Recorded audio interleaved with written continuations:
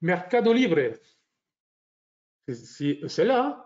Je rêve pas. Parce que du coup, je ne suis pas trompé, c'est ça?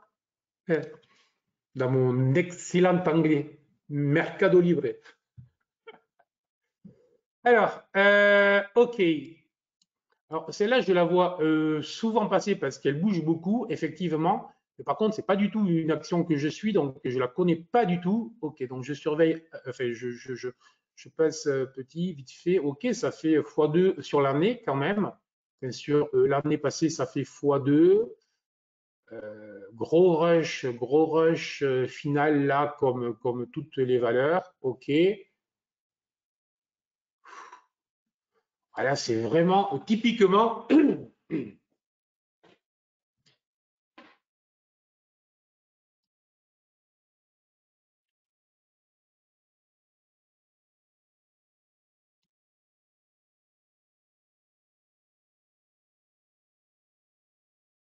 Je réfléchis.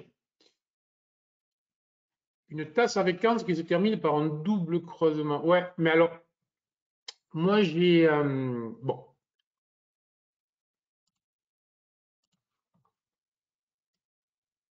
un gap qui a tenu, un sommet. Donc là, j'ai une belle inversion de polarité. Là, j'ai une correction en 3 temps très propre, donc ça, c'est bien.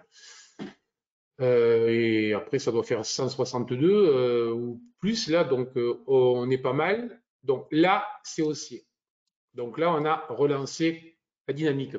Ce qui est un poil gênant, c'est la manière dont la dynamique est relancée. On est vraiment en mode accélération totale. Euh, alors, comme je ne connais pas le fondamental sur cette valeur, je ne connais pas son business model, etc., j'y vais avec prudence. Peut-être qu'elle a inventé un truc assez fabuleux, qu'elle a augmenté ses marges de manière spectaculaire, peut-être que son chiffre d'affaires flambe, d'accord. Mais ce qui m'intéresse là, c'est haussier, incontestablement, tout est très propre. On est quand même sur un mode d'accélération qui ressemble quand même à un climax. Un climax, autrement dit, ça va trop haut, trop vite. C'est le IB de l'Amérique du Sud. OK, voilà. Merci. Donc, ça va trop, trop vite. Donc, haussier, tant que ça tient. Maintenant, très clairement, il y a beaucoup le terme spéculation n'est pas le plus adapté puisqu'on est des spéculateurs dès lors que l'on trade ou que l'on n'investit pas pour les 25 prochaines années uniquement.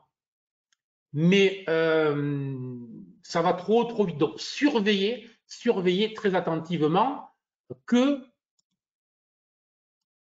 ce petit signal, c'est-à-dire cette configuration-là, qui n'est pas validée, mais qui ressemble à je ne break pas vraiment, là, j'ai derrière quelque chose qui ressemble à une toupie et je finis par un chandelier. Alors, le Nasdaq, lui, nous a fait un très joli marteau. Là, j'ai une ombre basse, mais beaucoup plus faible, alors que j'étais sur une valeur qui surperformait largement les marchés américains. Donc, j'étais en surperformance très forte. Je le suis moins sur la journée d'hier.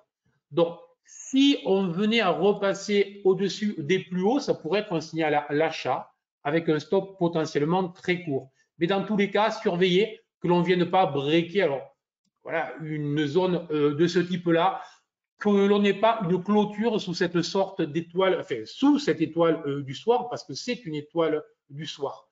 Toupie ou IP en cours avec en plus le...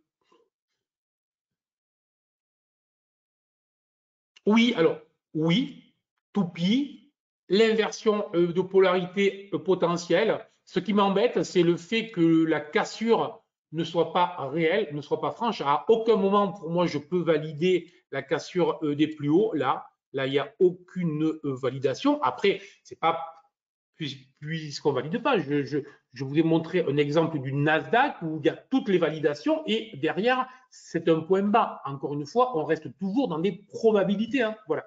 Bon, voilà. Mais méfiance, tant que ce point bas en clôture tient, a priori, ça pousse. Une clôture sous ce niveau, je ne dis pas que ça retournera le marché, mais ça devrait au moins le faire latéraliser. Voilà.